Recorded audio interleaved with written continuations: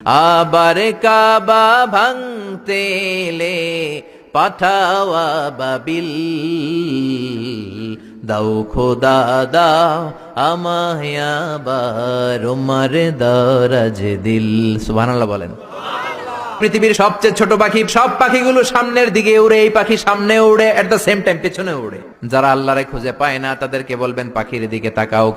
আওয়ালাম ইয়ারাউ ইলাত তায়রি ফাওকাহুম সাফাতিন ওয়া ইয়াকবিদ মা ইউমসিকুহুন্না ইল্লার রহমান ইন্নাহু বিকুল্লি শাইইন বাসীর। নাস্তিকগুলো কি আমার পাখিগুলোর দিকে তাকায় না? সুবহানাল্লাহ।